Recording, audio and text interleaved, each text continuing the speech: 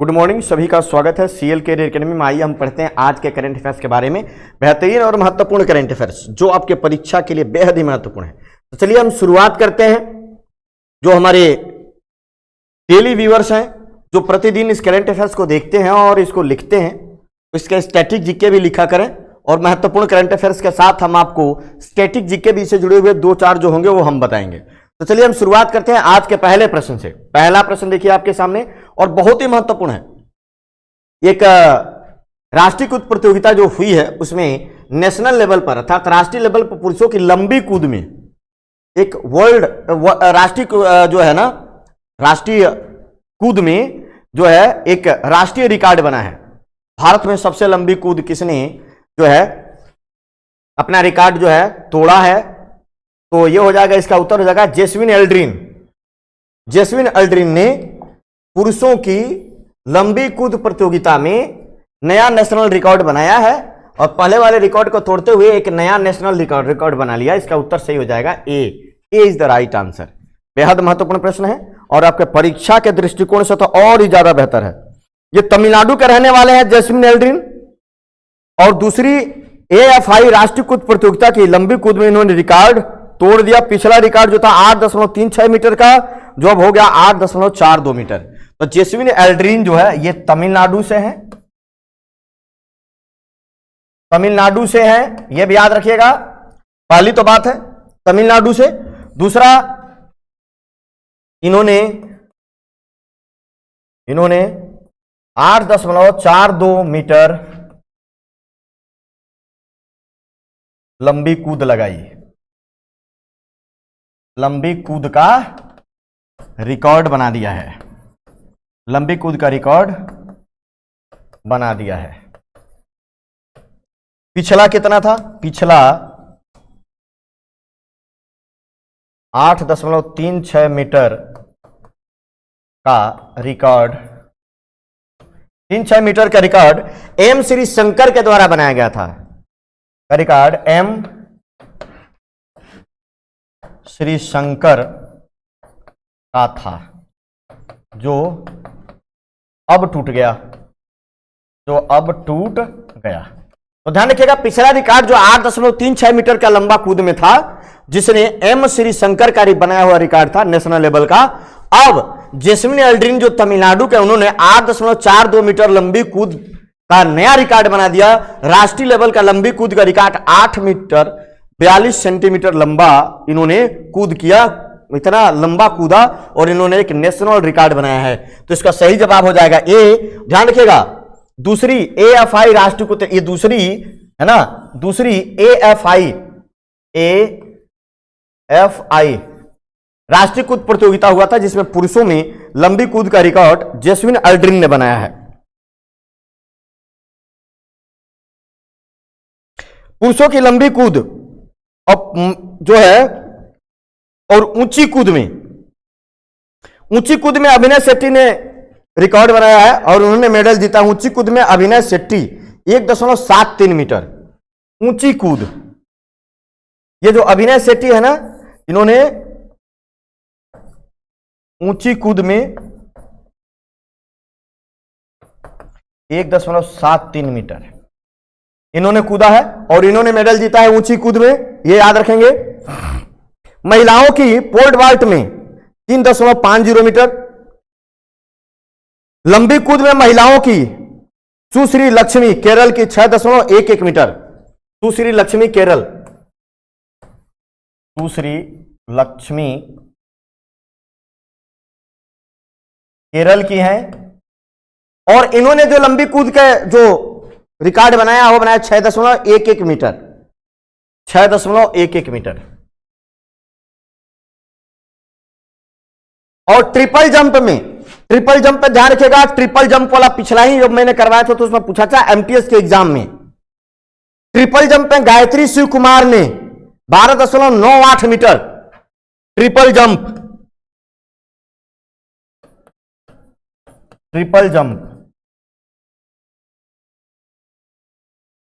गायत्री शिव कुमार कितना 12.98 metre. 12.98 metre का record triple jump में गायत्री शिव कुमार ने बनाया है, यह भी याद रखिएगा, है ना। तो ये सारे जो प्रश्न हैं आप जरूर याद रखेंगे, आपके परीक्षा के लिए महत्वपूर्ण है। ऐसे ही प्रश्न आपके परीक्षा में आएंगे, एसएससी के जो भी एग्जाम होगा उसमें ऐसे ही प्रश्न आएगा।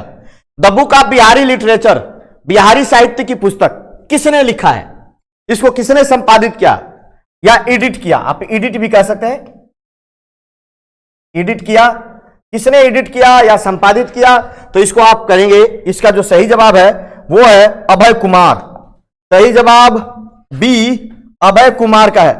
अभय कुमार ने देखो the book of Bihari literature पिछले जो है 2600 सालों के इतिहास जो बिहार के बारे में है उनके साहित्य की एक पुस्तक है जिसको अभय कुमार ने संपादित किया है, लिखा है the book of Bihari literature, the book of Bihari literature Abhay Kumar के द्वारा। और इसको किसने लॉन्च किया, इसका विमोचन किसने किया, तो विमोचन किया है बिहार के उद्योग मंत्री समीर कुमार महासेठ, ये है उद्योग मंत्री, उद्योग मंत्री है ना, इन्होंने विमोचन किया। तो विमोचन किया बिहार के उद्योग मंत्री समीर कुमार महासेठ ने विमोचन किया है इस किताब का। और किताब को जो संपादित या लिखित किया the book of Bihari literature वो है अभय कुमार के द्वारा किया गया। तो यह किताब जरूर पूछा जाएगा। पुस्तक में 2600 वर्षों की अवधि में लिखी गई लघु कथाओं और कविताओं का संग्रह है the book of Bihari literature. Very very most important, आप इस जरूर याद रखिएगा। बिहार के जो मुख्यमंत्री नीतीश कुमार, उप मुख्यमंत्री है तेजस्वी यादव, ये भी याद रखिएगा। नाइट फ्रैंक द्वारा जारी द वेल्थ रिपोर्ट 2023 की वैश्विक सूची में मुंबई कौन से स्थान पर है, वेरी वेरी मोस्ट इंपॉर्टेंट प्रश्न, वेरी वेरी इंपॉर्टेंट, ये बहुत बढ़िया प्रश्न है। नाइट फ्रैंक द्वारा जारी द वेल्थ रिपोर्ट 2023 की वैश्विक सूची में मुंबई किस स्थान पर है ना, मुंबई किस स्थान पर है, तो मुंबई का जो स्थान है वो है 37वां। काफी अच्छा छलांग लगाते हुए मुंबई ने काफी अच्छा प्रदर्शन किया है। तो मुंबई का जो स्थान हो जाएगा वो हो जाएगा ए, इसका सही जवाब है 37वां रैंक हो जाएगा। तो वेरी वेरी बहुत महत्वपूर्ण प्रश्न है, आप याद जरूर रखेंगे, इसको आपको याद रखना है, 37वें स्थान पर है। लग्जरी घरों की कीमतों में उतार चढ़ाव की वैश्विक सूची में 92वें स्थान से 37वें स्थान पर मुंबई आ गया। इसमें दिखता है कि लग्जरी घरों, लग्जरी आवासों की वैश्विक सूची में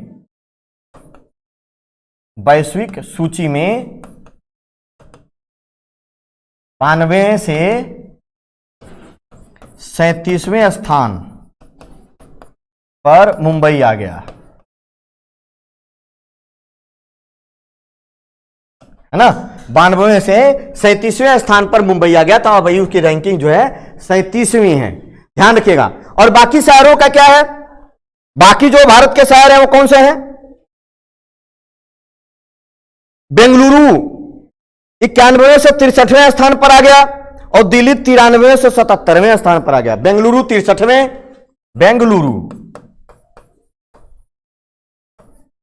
बेंगलुरु की रैंकिंग है 63वें, दिल्ली 77वें। ये दो स्थान और याद रखिएगा। दुनिया में एक नंबर पे कौन है, विश्व में शीर्ष एक नंबर पे कौन है, दुनिया में एक नंबर पे कौन है ना। तो ये ध्यान रखिएगा, सबसे एक नंबर पे कौन है। रिपोर्ट के अनुसार दुबई पहले स्थान पर है, आवासीय कीमतें में 44.2% की वृद्धि हुई है, दुबई पहले स्थान पर है, दुबई पहले स्थान पर है ना। पहले स्थान पर कौन है, दुबई, जिसके आवासों में 44.2% की वृद्धि हुई है। दूसरे पे है स्पेन और तीसरे पे है रियाद। ये तो हो गया फर्स्ट, स्पेन सेकेंड और तीसरे पे है रियाद। सऊदी अरब की जो सऊदी अरब का शहर है रियाद, है ना, तो तीसरे स्थान पर है। अब महंगे शहरों की बात करें, दुनिया का सबसे महंगा शहर कौन है? मोनाको पहले स्थान पर, दुनिया का सबसे महंगा शहर।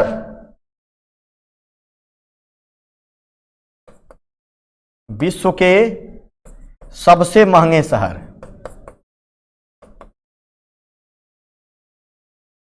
विश्व के सबसे महंगे शहर, एक नंबर पे कौन है? मोनाको। विश्व के सबसे महंगे शहरों में एक नंबर पे कौन है? मोनाको। 1 मिलियन अमेरिकी डॉलर में यहां पर 17 वर्ग मीटर जगह मिल सकती है। इसके बाद हांगकांग और न्यूयॉर्क। दूसरे नंबर पर क्या आएगा? हांगकांग, और तीसरे नंबर पर न्यूयॉर्क। तो दुनिया के महंगे शहरों में 3, मोनाको 1 नंबर, हांगकांग 2 नंबर और न्यूयॉर्क 3 नंबर।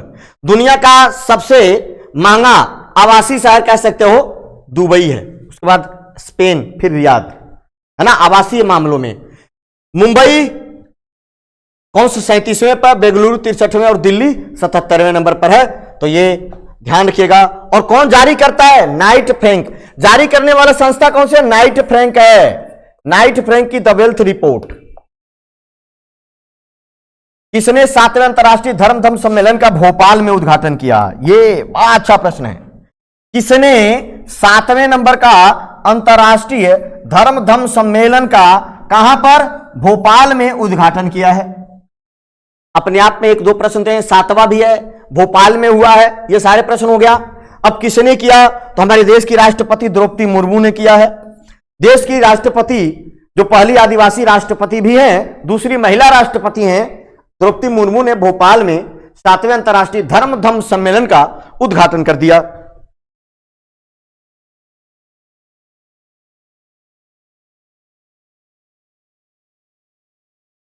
धर्म सम्मेलन का उद्घाटन किया है। अब देखिए, Sanchi university of Buddhist India foundation द्वारा इसे आयोजित किया गया, के सहयोग से, इंडिया फाउंडेशन द्वारा, इंडिया फाउंडेशन के द्वारा।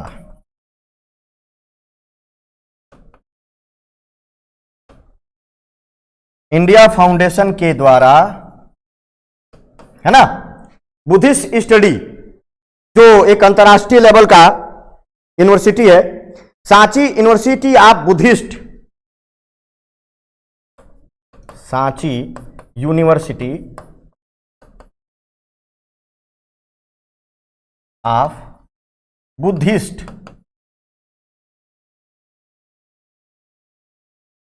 के सहयोग से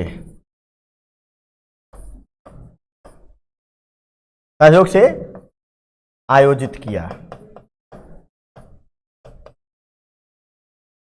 है ना। सांची यूनिवर्सिटी ऑफ बुद्धिस्ट के सहयोग से आयोजित किया, यह बात ध्यान रखिएगा, बड़ा ही महत्वपूर्ण है, very very most important, India foundation के द्वारा। तो ये द्रौपदी मुर्मू ने इसका उद्घाटन किया, ये याद रखिएगा। पहला अंतर्राष्ट्रीय धर्म सम्मेलन कहां हुआ था? है ना, पहला अंतर्राष्ट्रीय धर्म सम्मेलन कहां हुआ था?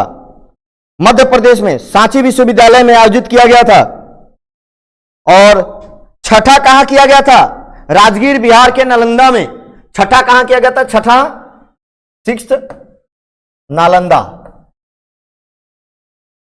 है ना, नालंदा जो है राजगीर में है, बिहार में। और 7वां फिर से मध्य प्रदेश भोपाल में। और पहला भी सांची विश्वविद्यालय, है ना, जो मध्य प्रदेश में, वहां किया गया था धर्म सम्मेलन। तो ध्यान रखिएगा, 7वें संस्करण का थीम क्या है? नए युग के लिए पूर्वदी मानवतावाद। थीम, इस वर्ष का थीम क्या है? 2023 थीम, नए युग के लिए मानवतावाद, नए युग के लिए पूर्वी मानवतावाद, के लिए पूर्वी मानवतावाद, नए युग के लिए पूर्वी मानवतावाद इसका थीम है। तो याद रखिएगा, थीम अवश्य पूछा जाएगा। चलिए अगले प्रश्न को देखिए। आरबीआई ने किस राज्य में स्थित मुसीरी अर्बन कोऑपरेटिव बैंक पर प्रतिबंध लगा दिया, है ना। आरबीआई ने किस राज्य में स्थित Musiri urban cooperative bank limited, एक कोऑपरेटिव जो होता है ना सहकारी बैंक, कोऑपरेटिव बैंक क्या है, मुसीरी अर्बन कोऑपरेटिव बोलते हैं सहकारी बैंक, सहकारी बैंक पर क्या कर दिया, प्रतिबंध लगा दिया। तो किस राज्य में है मुसीरी अर्बन कोऑपरेटिव बैंक, तो मुसीरी अर्बन कोऑपरेटिव बैंक जो है ये है तमिलनाडु में। इसका सही जवाब हो जाएगा बी। इनमें वित्त की कमी के कारण जो दिवालिया हो रहा था, इसी के कारण इस पर जो है ये प्रतिबंध लगाया गया है, इसी के कारण यह प्रतिबंध लगाया गया है। याद रखिएगा, मुसीरी बैंक कोऑपरेटिव बैंक पर प्रतिबंध, वित्त की कमी के कारण, दिवालियापन के कारण इस पर प्रतिबंध लगाया गया है।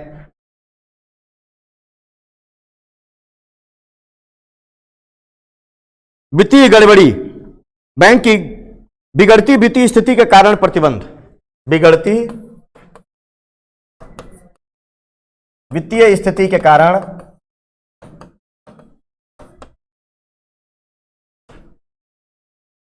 बिगड़ती वित्तीय स्थिति के कारण इस पर प्रतिबंध लगा दिया गया है ना। ये ध्यान रखिएगा। व्यक्तिगत ग्राहक पर निकासी 5,000 रुपए की सीमा तक लगा दी गई है कि भाई इस पर ग्राहकों को, व्यक्तिगत ग्राहकों द्वारा निकासी 5,000 रुपए की सीमा लगा दी गई है। पात्र जमाकर्ता जमा बीमा और क्रेडिट गारंटी नियम के तहत 5 लाख रुपए की मौद्रिक सीमा तक अपनी जमा राशि का जमा बीमा दावा कर राशि प्राप्त करने का हकदार होंगे। ये बात याद रखिएगा, महत्वपूर्ण प्रश्न होगा। आरबीआई के बारे में जान लीजिए। 1 अप्रैल 1935 को स्थापित हुआ था, मुंबई में मुख्यालय है और गवर्नर जो है वो है शक्तिकांत दास और 25वें गवर्नर है शक्तिकांत दास। कौन से नंबर के गवर्नर हैं, 25वें गवर्नर है, ये भी याद रखिएगा। तमिलनाडु की राजधानी कहां है, चेन्नई। मुख्यमंत्री एमके स्टालिन। आईफोन को असेंबल करने वाली ताइवान की कंपनी फॉक्सकॉन, ये ध्यान रखिए, कई बार यही पूछा जा सकता है कि फॉक्सकॉन कहां और कहां पर और किस देश की कंपनी है। फॉक्सकॉन, फॉक्सकॉन कहां की कंपनी है, ताइवान की कंपनी है ना। अपने सबसे बड़े प्रौद्योगिकी विनिर्माण परिसर को स्थापित करेगी, कहां पर, भारत में करने वाली है। कहां पर इसका स्थापना करेगी, नई दिल्ली, लखनऊ, बेंगलुरु या चेन्नई। इसका सही जवाब हो जाएगा बेंगलुरु। बेंगलुरु इसका बिल्कुल सही जवाब होगा। ये अपने एक नई प्रौद्योगिकी विनिर्माण परिसर को बेंगलुरु में स्थापित करेगी। बेंगलुरु इसका सही जवाब हो जाएगा, फॉक्सकॉन बेंगलुरु। बेंगलुरु के अंतर्राष्ट्रीय हवाई अड्डे से सटे 300 एकड़ के भूखंड पर अपने सबसे बड़े निर्माण को परिसर को स्थापित करेगी। इसमें $1 अरब का निवेश करने की इसकी योजना है।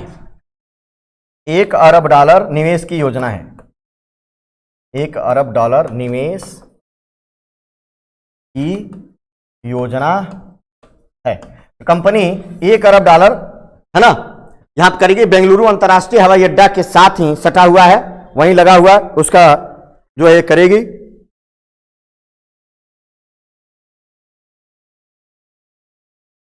तो याद रखिएगा, कर्नाटक के मुख्यमंत्री बसवराज बोम्मई है और इसके राज्यपाल कौन है, थावरचंद गहलोत है ना। यह भी याद रखिएगा।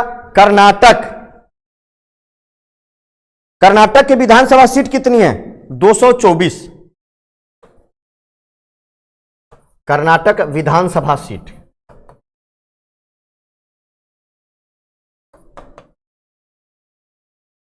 कर्नाटक के विधानसभा सीट 224 है। लोकसभा 28, राज्यसभा 12। Lok Sabha 28 seat, Rajya Sabha 12 seat. ये भी याद रखिएगा। यहां पे कुछ प्रमुख उद्यानों की बात करें, अंशी राष्ट्रीय उद्यान, बांदीपुर राष्ट्रीय उद्यान, बनेरघट्टा राष्ट्रीय उद्यान, कुंद्रेमुख राष्ट्रीय उद्यान कर्नाटक में है। राष्ट्रीय सांख्यिकी कार्यालय NSO, national statistical office, NSO के अनुसार 2014-15 की तुलना में 2022-23 में भारत की प्रति व्यक्ति आय कितने रुपए हो गई है, लगभग डबल हो गई है, 99% लगभग बढ़ गया है। राष्ट्रीय सांख्यिकी कार्यालय, एक बात ध्यान रखिएगा, राष्ट्रीय आय की गणना करने वाली, यहां से भी प्रश्न बन जाएगा, राष्ट्रीय सांख्यिकी कार्यालय के द्वारा राष्ट्रीय आय की गणना की जाती है। तो ये हो चुका है बढ़कर 1,72,000 रुपए, 1,72,000 रुपए वर्तमान में 2022-23 में भारत की प्रति व्यक्ति आय हो गई है। पर कैपिटा इनकम, फिर per capita income, per capita income Bharat की कितनी हो चुकी है? 1,72,000 रुपए सालाना। तो ये किसने बताया? एनएसओ की रिपोर्ट है, इसमें इन्होंने बताया है पर कैपिटा इनकम है, और ये चालू कीमतों पर है। पर कैपिटा इनकम किस पर है? चालू कीमतों पर पर कैपिटा इनकम है।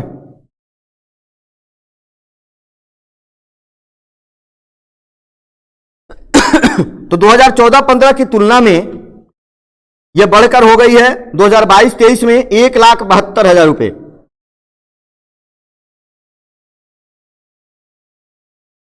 है, याद रखिएगा। आईएलओ यूनिसेफ की एक रिपोर्ट के अनुसार, इंटरनेशनल लेबर ऑर्गेनाइजेशन आईएलओ और यूनिसेफ, यहां पर आईएलओ यूनिसेफ होगा, कि एक रिपोर्ट के अनुसार कितने भारतीय राज्यों और केंद्र शासित प्रदेशों ने महामारी जो कोविड-19 था, कोविड महामारी के दौरान पीएम केयर्स फॉर चिल्ड्रेन योजना को लागू किया? यह प्रश्न है ना। यूनिसेफ, यूनिसेफ यहां यूनिसेफ यहां पे लिखा गया ILO UNICEF, International Labour Organization, United Nation International Children Emergency Fund, UNICEF होते हैं। तो कितने भारतीय राज्यों के शासित प्रदेशों ने? तो इसका उत्तर सही हो जाएगा 31। कोविड-19 महामारी के दौरान, है ना, 31 राज्यों और केंद्र शासित प्रदेशों ने पीएम केयर्स फंड का जो चिल्ड्रेन फंड था उसमें 31 राज्यों ने लागू किया। ये कौन सा था? जैसे कोविड-19 के द्वारा अनाथ हुए बच्चे और ऐसे बच्चों के लिए, उनके लिए आवास या उनके जो लिए सहायता जो है देने के लिए ये फंड बनाया गया था, पीएम केयर्स फॉर चिल्ड्रेन। तो 31 भारतीय राज्यों और केंद्र शासित प्रदेशों ने यह लागू किया था। और ये किसने बताया? इंटरनेशनल लेबर ऑर्गेनाइजेशन और United Nation International Children Emergency fund के द्वारा यह बताया गया है। बच्चों के लिए सामाजिक सुरक्षा पर एक आईएलओ यूनिसेफ की रिपोर्ट है। 31 भारतीय राज्यों ने महामारी के दौरान शुरू की गई राष्ट्रीय पीएम केयर चिल्ड्रेन फंड योजना को लागू किया। महामारी के कारण 10,793 पूर्ण अनाथ बच्चे जिनके माता पिता दोनों को खो दिया उन्होंने, और 1,51,322 अर्ध अनाथ बच्चे जिन्होंने अपने एक माता या पिता को खो दिया, वे इसका लाभ उठा रहे हैं, है ना। तो ध्यान किया, पीएम केयर्स फॉर चिल्ड्रेन यह योजना 29 मई 2021 को आई थी। पीएम केयर्स 29 मई 2021 को लागू की गई थी या शुरू की गई थी, ये याद रखना है। 29 मई 2021 को क्या किया? लागू किया गया था या इसको शुरू किया गया था? याद रखिएगा, महत्वपूर्ण प्रश्न होगा। और इसके तहत 10,993 पूर्ण अनाथ बच्चे, 10,993 पूर्ण अनाथ बच्चे तथा 1,51,322 1,51,322 अर्ध अनाथ बच्चे।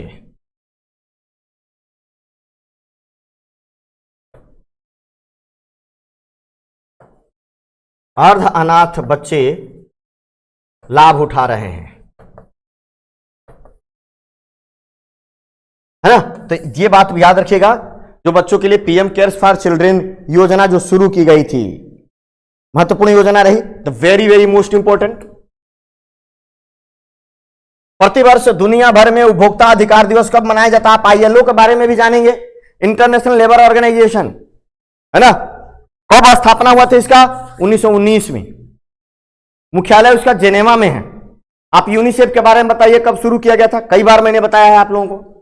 प्रतिवर्ष दुनिया भर में उपभोक्ता अधिकार दिवस कब मनाया जाता है? उपभोक्ता अधिकार दिवस कब मनाया जाता है? तो उपभोक्ता अधिकार दिवस कब मनाते हैं?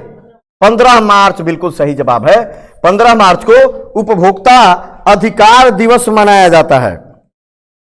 आप याद रखिएगा, उपभोक्ता अधिकार दिवस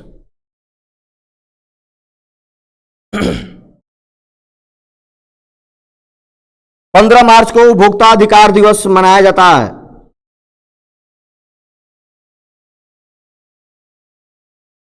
कालाबाजारी, नापतोल में गड़बड़ी, मनमाने दाम वसूलना, जमाखोर, मिलावट, बगैर मानक वस्तुओं की बिक्री, ठगी इत्यादि, है ना, इनसे जुड़े हुए मामलों पर आप इसके तहत शिकायतें दर्ज करवा सकते हैं। उपभोक्ताओं को जागरूक करने के लिए प्रचार किया जाता है कि उपभोक्ता किसी भी तरह की धोखाधड़ी या उनसे जो है क्या हो बचे।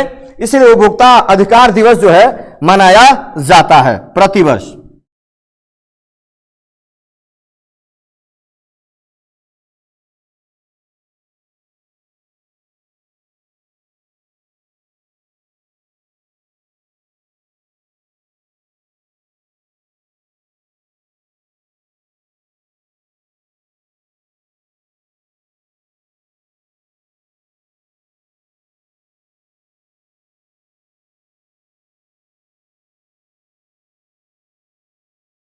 चलिए, हाल ही में जारी आईक्यू ईयर की वर्ल्ड एयर क्वालिटी रिपोर्ट 2022 में भारत को कौन सा स्थान मिला है? वर्ल्ड एयर क्वालिटी इंडेक्स में भारत को कौन सा स्थान मिला है? हाल ही में जारी IQ air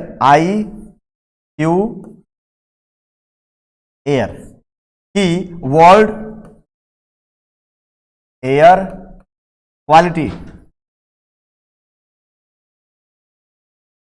quality report 2022, IQ air की वर्ल्ड एयर क्वालिटी रिपोर्ट 2022 में पूछा जा रहा है भारत को कौन सा स्थान मिला है? तो भारत को जो स्थान मिला वो 8वां मिला है। भारत को स्थान मिला है 8वां स्थान भारत का है। 8वां स्थान भारत का है।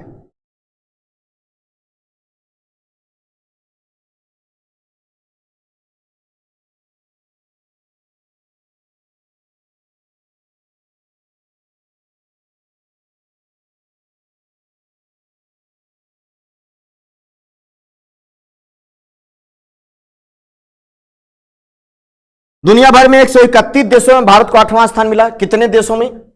131 देशों की सूची में 8वां स्थान। कितने देश शामिल किए गए थे? 131 देशों की सूची में भारत को 8वां स्थान मिला है। 2021 में भारत जो है 5वें स्थान पर था। भारत सबसे अधिक प्रदूषित शहर राजस्थान का भिवाड़ी रहा। दुनिया का सबसे प्रदूषित शहर राजस्थान का भिवाड़ी रहा। महानगरों में सबसे अधिक प्रदूषित दिल्ली रही है। पिछले वर्ष 2021 में 5वें स्थान पर था, है ना, 5वें स्थान पर था।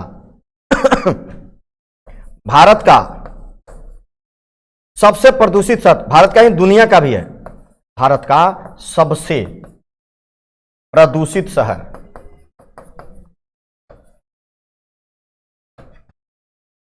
भिवाड़ी। भिवाड़ी कहां है? राजस्थान। भिवाड़ी राजस्थान रहा है। और महानगरों में सबसे प्रदूषित जो रहा है वो दिल्ली। रिपोर्ट कर भारत का सबसे प्रदूषित शहर राजस्थान का भिवाड़ी रहा। इसके अलावा महानगरों में सबसे प्रदूषित दिल्ली रही। महानगरों में सबसे प्रदूषित